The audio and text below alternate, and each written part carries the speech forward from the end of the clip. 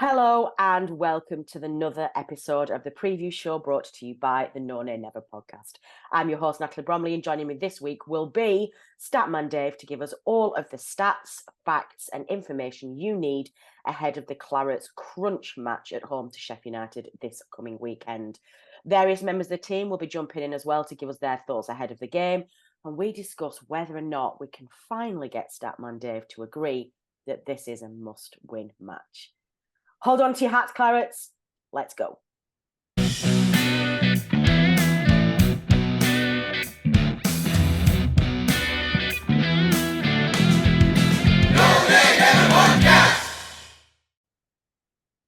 Dave, welcome to another episode of the preview show. Goodness me, what a weekend the Clarets have got ahead of them. Yes, a vital match, I will go as far as saying, for this weekend. We're both struggling down the bottom of the table. In fact, the pressure may be, surprisingly, more on Sheffield United than on in some respects. But yeah, it's a real big one. And yeah, we need a result, don't we? We do. Would you go as far as to say this is a must-win game, Dave? You might be the only man on the planet who says not. Well, yeah, you can't have a must-win game in December. But having said that, you've got to get the wins from somewhere, so we really need to get a win. I'm taking that as a must-win. I think you've agreed with us. I think we've talked about this so many times on the previous show and on the analysis show as well. There are a lot fewer opportunities in the Premier League than there are in the Championship to get those wins on the board. One of the things that makes the Championship a fantastic division is that anybody can win out of anywhere. You get freak results, and yeah, that sometimes happens in the Premier League, but not as often and not as for us this season at all. We have so far failed to capitalise on games where we've been dominant, or games against those teams in the middle of the park who we have in previous seasons managed to get some points out of. So I definitely feel that this season is one where we just simply have to. We didn't beat Palace. We actually lost against Palace, which I think was awful. So if we lose this one, I mean, listen, Dave, I know it is only December and I agree with what you're saying, but the bottom three, the three newly promoted sides who are in the bottom three, if we forget the Everton situation at the moment, like Bournemouth are already, 5 points ahead of us? That's a big gap to claw back already this early. It is, yeah, and it gets worse every game that you don't get a little bit of momentum and try and get at least up with the likes of Bournemouth, the team that's maybe in 17th place, taking Everton out of the equation. So yeah, we've got to at least try and stay in touch, and you're probably going to need a win or two in the next 2 or 3 games to try and get to that level and give yourself a chance of pushing on in the new year. Yeah, completely agree. And we're all still feeling a little bit sensitive after the weekend's results.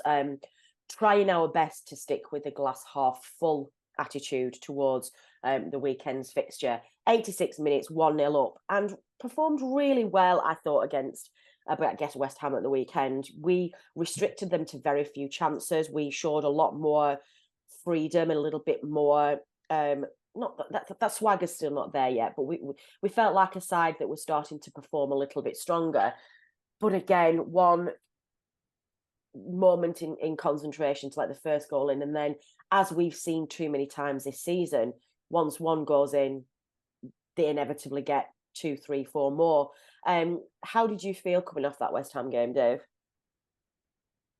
A little bit incredulous, really. The fact that we had done so well, we'd got the goal, albeit by a penalty, although perhaps it should have been the second penalty of the game. I think the one in the first half looked a cast iron one. I can't understand how I looked at that and then didn't give it, but there we go. I'm not sure how we got the one that we did get. I wonder whether there was a little bit of it's definitely one of them. And yeah, I, if I'm honest, if I look at them, I think the one we didn't get was a penalty. I think the one we got wasn't. So my view is very much we should have had a penalty. At least we got one. Yeah, well, I'd argue they both were penalties. A lot of people do, to be honest.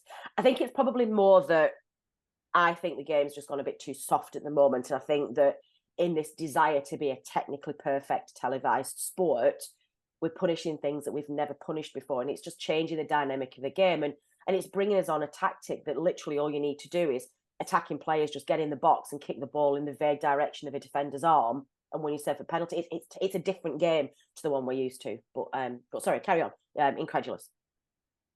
Yeah, and then obviously just the disappointment of the equaliser going in, and then even more down after they got the late winner. I mean, there were obviously 7 or 8 minutes of stoppage time, weren't there? It was in the first minute of stoppage time, and then we never really looked like getting back into it. Then the heads went down a little bit, and we'd done the work. We kind of had the goals go against us, and then it's the same old story, really. We've just can't get that win over the line at home, and that was our best chance of doing it. We should really have won, as you say, the last 2 matches, the at home, the Palace and West Ham games, and we need to we need to seal the deal. We need to make sure that we can be solid right through 98 minutes or whatever on Saturday, and get that positive result. Yeah, I completely agree. We should have beat United at home as well, and we shouldn't have collapsed against Chelsea. It's just it's really difficult. I'm really I'm struggling to stay positive this season, and I think that's a natural human reaction given how results have gone against us this season. And it's very difficult to lose 10 out of 12 games. We haven't seen us pick up any points at home. The only people who've seen us pick up any points are the fans who managed to get away to Forest and Luton, who thankfully were rewarded for their travels. But it is, I do believe what the club is saying to me. I do believe this concept that we've been promoted ahead of schedule, and that it's a young team who are learning and developing. And it's very difficult as fans. It's a results game and it's an entertainment game combined now. And after last season, it feels like we should have done more, I guess. Well, it's worse than you say. It's 13 games, isn't it? So of course, West Ham was 13, wasn't it? Yeah. Gosh, 11 defeats. We've talked about this on the podcast before. I'm very clear with how I feel about this, and I think you and me are on the same page with this. So we're going to leave certain members of our panel off for this one. This week, it's finally happened. I mean, I know I sat down with BBC Sport this week and they asked me this very question. There are starting to be murmurs in the press as to why Vincent Kompany isn't under pressure. I think any other manager with the results they've had this season would have potentially lost their job by now. The board are absolute resolute. JJ Watt's come out this week and said absolutely not. Vincent Kompany will not be sacked. He has absolutely got unwavering support by our board. Some fans are turning, not many, but some are. Where are you on the future and still passion for Vincent Kompany's side and him? Yeah, very much. We need to stick with it. There's a project, as you say. And I don't think pulling the trigger this early in the season, bearing in mind what we've done to get him in place, what we did last season, now isn't the right time to do it. Because if you did that, you're probably going to be in a situation where you're going to get rid of someone else before the end of the season as well. The likelihood is that I don't think it's going to make a difference.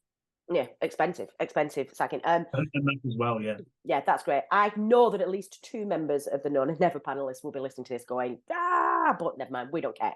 So let's move on, Dave. We have got that important game to preview. So we are looking ahead at Sheff United. It is Saturday, the 2nd of December. Goodness me, it's December already. Happy Advent, everybody. It's the December Christmas for those of you who do celebrate. Enjoy those calendars. Oh, Dave, that's a quick point, actually. I got a fabulous Advent calendar this year. Do you do Advent calendars? I bet you don't, do you?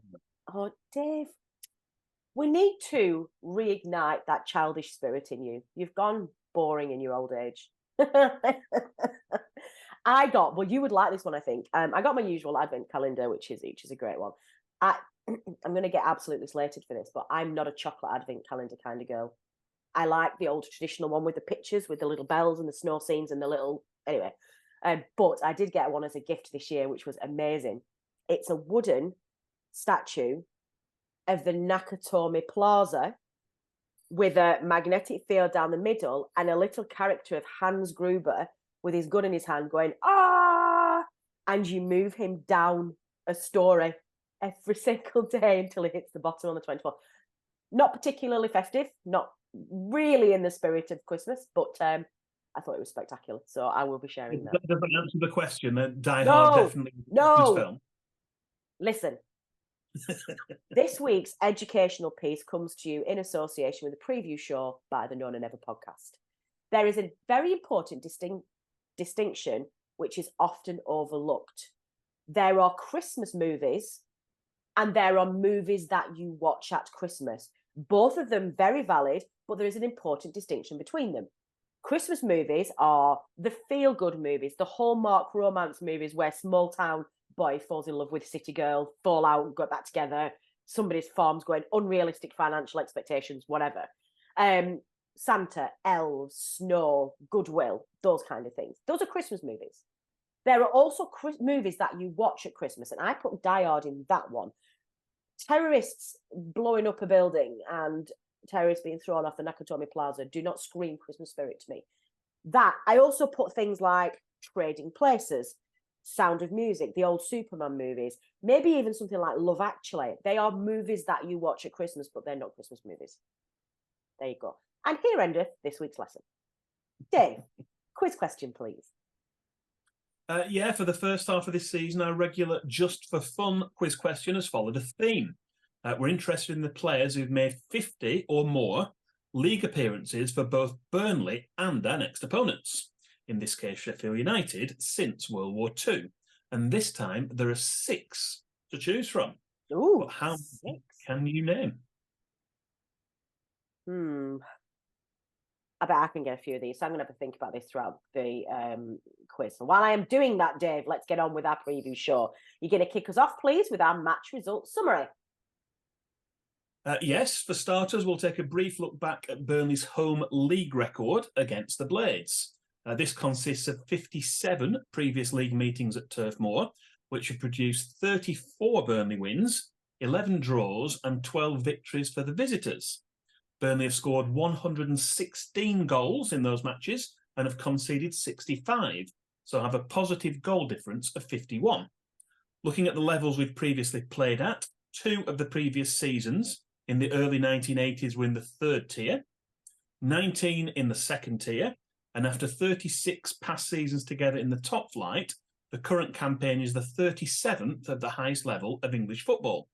It's also the 3rd time that Burnley and the Blades have both been in the Premier League after the 2019-20 and 2020/21 seasons. Lovely. Okay, first of our new features for the first half of this season. One to remember and one to forget. It's our more detailed look back at past meetings, and it takes the form of 2 selected matches. In our one to remember and one to forget feature, we look at one that was very positive, one that maybe not so much so. We've been asking Dave to go with the one forget first, so we get that out of the way. So, Dave, what memories are we going to look back on for our listeners, please? Well, you'll be pleased to know I have gone that way around this Yay. time. Burnley have suffered 4 home league defeats against Sheffield United since the start of the 1970s, but all 4 have been by a single goal. The one we've chosen as our one to forget, though, is from the early days of the 2005-06 season, if you cast your minds back. After losing the opening match of that campaign away at Crewe, Neil Warnock's Blades were the first visitors to Turf Moor the following Tuesday evening, in front of a crowd of just over 11,800. The visitors went ahead with a 5th-minute goal from Neil Shipperley and doubled that lead 5 minutes before the break in a bizarre piece of action inside the Burnley box. I watched this one back again just to check because it was a very odd goal. Chris Morgan headed the ball at goal following a corner, and Brian Jensen elected to punch the ball away. But it struck Morgan, who was now on the floor 8 yards out, and rebounded off his legs and straight back into the net. Although former Blade Adi Akinbaye pulled one back in the second half, the match finished 2-1 to the visitors. Steve Cottrell's Burnley, still pointless, sank to 23rd position in the embryonic league table. Lovely. What about the one, well, not lovely, but lovely for your perspective. What about the one to remember, please? Give us a good one. Well, we usually tend to choose a relatively recent match that people can remember as I want to remember. But when I checked back, there was a previous top flight meeting at Turf Moor between the 2 clubs on the exact same date as this Saturday's match. So for a change, we're going to go back to the early 1960s for a match which took place on the 2nd of December, 1961. Just over 21,500 fans were present to see Burnley take an early lead in the 7th minute after Jimmy Robson pounced and put away a close-range shot. 10 minutes later, the Blades were level after a deflection from captain Jimmy Adamson caused Ron Simpson's shot to find the net past Adam Blacklaw. The Clarets were in front again 3 minutes later thanks to another own goal, off the head of right half Brian Richardson. Burnley retained that 2-1 lead at the break and then went 3-1 up after 62 minutes through a side-footed shot from Ray Pointer. Although then Allchurch pulled one back for the visitors after 77 minutes, another goal for Burnley by John Kennelly put the result beyond doubt for an emphatic 4-2 victory. Yeah, that's better. Also lovely, but we like that one better. John Kennelly did the best chips in Burnley back in the day.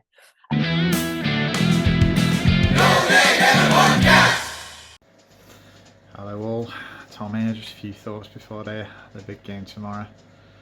Well, I was on a few weeks ago and I sort of gave my reasons why I'd be thinking about making a managerial change at this point.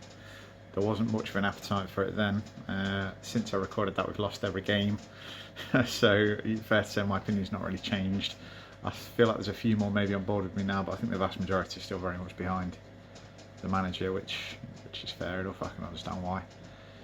I wonder how much will change if we don't get a result on Saturday. You know, we're pretty much running out of chances now. Everton getting the points taken off has pretty much given us a chance again, because Bournemouth look like they're getting too far out of our reach now. But if we don't win this game, I think we can say we're pretty much down. I think we probably are, even if we do win this game, in all honesty, without wishing to be too moribund about it. But you know, looking at it with a positive spin, the performances have been better. We're very, very close to getting something on Saturday. Of course, the fact that we're a team who finds ways to lose games in sort of ever more increasingly unlikely ways is a bit of a worry in itself. But say we were to beat Sheffield United, and I think they're probably just as bad as us, so there's every chance if we were to win that game. Wolves away on Tuesday night is a game we could get something from. It's, you know, I'm not saying we will, I'm not saying we'll go there and win, but just imagine if we were to put 4 or 6 points together back to back. It'd be a confidence boost, a shot in the arm that this team really badly needs. Brighton away is a tough fixture, but you know, the drop points at home to Sheffield United, it's not beyond the realms of possibility that we could go there and get a point if we play well and defend a lot better than we have been doing. And then suddenly, you know, if you can put a 3-game unbeaten run together, everything looks a little bit more possible. I think at the minute, you know, what have we lost now? 6 on the trot, 7 if you include the Everton Cup game. We just don't look like a team who are going to get any points, and it seems a long way away at this stage. But if we could have a good week, put 4 or 5 points on the board, maybe even 6, then we'd be back in with a shout, and you'd have a little bit more confidence going into the rest of the month. Hopefully, let's just try not to lose at home tomorrow. That'd be a great start, wouldn't it? If we can win, even better. Come on, Burnley, up the Clarets.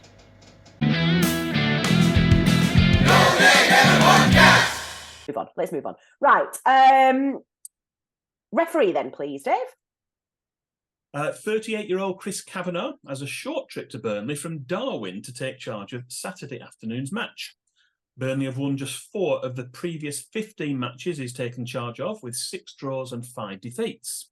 Looking at more recent times, Burnley have won just 1 of the last 9 of Chris Kavanagh's matches as referee since May 2019, although that was a home win by a 1-0 scoreline against Sheffield United. That was a behind closed doors match, which we weren't there to see, obviously, in late December 2020. Looking at discipline, there's been just 1 red card in those previous 15 matches. That was shown to Everton's Ashley Williams, and the yellow card count is fairly even, with 22 shown to Burnley players and 21 to the opposition. It's Stuart Atwell's turn to be the video assistant referee this weekend and denies penalties. And deny penalties and cancel goals and just generally be a nuisance. Yeah, let's see how that one goes. So, obviously, we've talked a little bit at the beginning of the game about, at the beginning of the show, sorry, about this being an absolute must-win game. You have already accepted that, Dave. But I guess just general thoughts, like how are you feeling ahead of this game? I don't know whether or not I feel nervous about the game on the basis that the whole season's just been really, really depressing anyway. not actually, no, let me take that back. It's not been depressing. It's been, there are other things in life that are depressing. It's been a difficult watch this season, and it's been quite hard. Obviously a win at home gives us something to cheer about, but also gives everybody a lift that there is something in these players and in this squad and in this manager that can find a way to win. But on the flip side, a loss at home to Sheff United, and surely it's all over. I don't think that's dramatic to say that. I mean, it feels like it's coming. I mean, that's no guarantee that it is, but certainly the way we've played the last few games, we seem to have a more settled side. We've had an unchanged starting 11 for the last 3 matches now, haven't we? And certainly the 2 home games, we should really have won both of them and got nothing out of either match. So we feel like we're owed something, but you can't. That doesn't work. That doesn't translate into the next game. You've got to start from scratch, kick off, and carry on and try and make your own results in the next match. So it's not going to be an easy one. They're fighting for their lives as well. The pressure's on their manager and their team. But I think if we go out and we play like we did against Crystal Palace, and we do the same as we did against West Ham, then we're more than capable of getting that result. The worry you've got is that the pressure's on both sides, and it just ends up as a 0-0 or a 1-1, which suits neither side, really. I'm not sure that will be the case for us. We're not a side that does that. I think if the nerves... I'm not saying get we're for it. No, but I don't think we'll play that way either. I don't think we'll play to get that. I just don't think we will. I think if one of the sides is perhaps vulnerable to doing that, I would definitely say Sheff United are. It's weird, isn't it, that they're under more pressure and their managers under more pressure than we are. They came up behind us. They came up as they didn't come up as league leaders. They've not invested the same amount of money that we have. They've not come up with the same fanfare and expectations that we have. I did do a preview show with a Blades fancast this week, and he suggested that one of the problems and one of the things that the Sheffield United fans are unhappy about is that they don't feel that they've got an identity under Higginbottom. Whereas he looked at us and said, fine, it's not going well for Burnley, but they've got a clear identity. They've stuck to their guns. They have a project in place. They know where they want to be. And even if it doesn't work this season, they're still going to carry on and try and follow that plan. And just if you have to go up and down, that's absolutely fine. And that did stick with me a little bit. But I do wonder why teams like Sheff United are putting so much pressure on themselves. Maybe it's historical to some extent. Obviously, going back, to a City side, they've had good times in the Premier League in the past, perhaps when we were struggling. So there's kind of an underlying expectation from that extent. But I don't know. I mean, there has been money pouring into the club. They have had money in the past. As you say, they've not pushed the boat out in the transfer window. So I think it's just kind of maybe an underlying expectation for the size of the club they are. They are a bigger club. They've got a bigger capacity ground, and there is maybe a bigger potential for them to go on and try and establish themselves in the Premier League. And obviously, they're not doing that this season. I mean, I don't mean to be disrespectful to Sheff United, but I think that's an unrealistic expectation from their fans. I get it, but with the exception of some, most of the clubs in this country have got a history of greatness where they can say, well, we want to get back to those glory days. Burnley have. We were the greatest side in the country, back in the day. But at what point do you cut that off and say, well, football has changed beyond all recognition now, and there's a different league and there's a different... I think enough time has passed now for Sheff United where I would suggest that they maybe manage those expectations a little bit better. I'm going to kick us off with this Dave, and say I think we're going to win. I think this will be the one where we will not let this slip out of our hands. I think we will win. I think we'll win comfortably. I'm going to say it's going to be a 2-0 win to the Clarets. Give me your score prediction, please. I'm also going to predict a Burnley win this weekend. Yay! I'm not convinced we're going to keep a clean sheet, so I'm going to go for a 2-1 win. I think we might get 2 goals up and then concede one and then be nervy at the end. No, let's not do a nervy finish. And the most important question, which I think most people are going to be thinking about, how many layers are we going to need tomorrow afternoon? Oh, well, I was surprised actually for the West Ham match. I put plenty of layers on, and then I was roasting when the match kicked off, but it did get colder towards the end. Yeah. So It's supposed to snow tomorrow, isn't it? I know there's some snow and frost on the ground, but I think it's supposed to snow. So wrap wrap up up well. warm clarets. We will need you there. Okay, let's finish off our section then, please, with your treat, the first of our Christmas treats for our listeners. Dive deep into those pockets of yours, Dave, and let our listeners have your miscellaneous stat of the week. Okay, well, we're well aware that Burnley have suffered defeat in all 7 Premier League home matches so far this season. In fact, that sequence of defeats in top flight home games has now stretched to 9 due to the back-to-back defeats in the last 2 home matches of the 2021-22 Premier League season against Aston Villa and Newcastle United. We have touched on this before, but the only other time Burnley suffered a run of 7 consecutive home league defeats within a top-flight season was way back in 1889-90. On that occasion, the sequence came to an end spectacularly with an emphatic 7-0 victory at Turf Moor against Bolton Wanderers. Although that scoreline will be very welcome again this weekend, I think most Burnley fans will settle for any home victory on Saturday. Yeah, I think they definitely will. Okay, that is all we have time for our preview this week. Hope you all enjoy the game. For those Clarets who are travelling to the game, do make sure that you wrap up warm and cheer the boys to victory. It's going to be a nervy game, but it's one that we absolutely can come out on the right side of. For once, there's no Friday evening matches this week or a Saturday lunchtime kickoff. All of our matches are we're one of 3 p.m. kickoffs. So the Fantasy Premier League deadline this weekend will be 1:30 Saturday afternoon for those of you who are in our Known and Never FPL League. This is also the start of a new month, so there's all to play for to be in with a chance of being December's manager month and getting one of those coveted Known and Never stickers. Green arrows to you all, as our FPL expert Adam would say. Leaves us with just a quiz question answers to reveal, please, Dave. You said there were 6 players, for those of you who were listening at the outset, 6 players who have played 50 or more league appearances for both Burnley and Sheff United since World War II, the end of World War II. Dave, kick us off 6th through to 1st, please. Could you think of any? I did, and then I've forgotten who it was.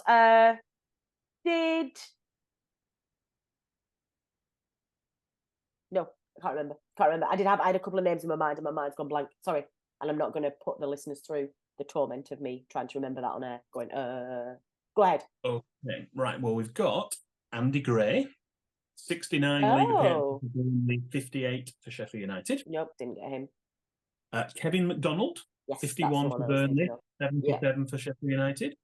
Jamie Hoyland going a little bit further back, 87 for Burnley, 89 for Sheffield United.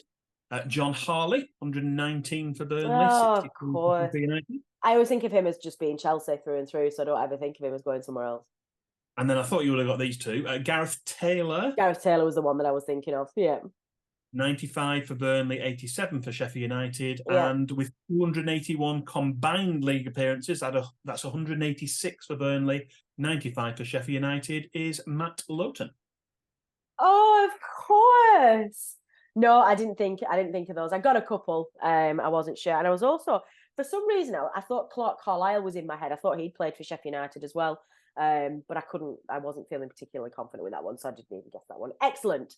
Listeners, I hope you've got some of those. There we are. That is the end of our preview show this week. The team will be back next week with our analysis show, looking back at that key crunch game at home to Sheffield United, and hopefully we'll be able to bring you the first home win of the season. Fingers crossed. If not, and we lose, goodness knows what on earth we're going to put out next week. But we will try our best to put out content that is engaging and is somewhat positive. Or look, if not, we'll do a therapy session. We'll all join hands and we'll all let it all out together. Thank you for listening. Thank you to our contributors who made this podcast possible, including, of course, the main man himself, Dave Statman Roberts. Do please check out Dave's X profile and his Burnley stats page. It is an incredible bank of stats and information for all the things that you know and love about Burnley. That is all we have time for. I've been Natalie Bromley. This has been the Known and Never podcast, the preview show. See you next time. The No Nay Never podcast is brought to you in association with the TalkSport Fan Network. Our host and editor is Natalie Bromley, and the show is produced by Matt Moss.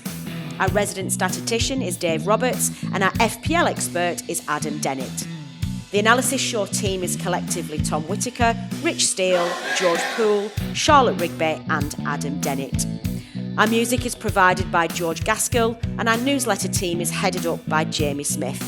If you don't already, you can subscribe to our newsletter by visiting nonaynever.substack.com. Thanks as ever go to our partners TalkSport. We are proud to be associated with the TalkSport Fan Network.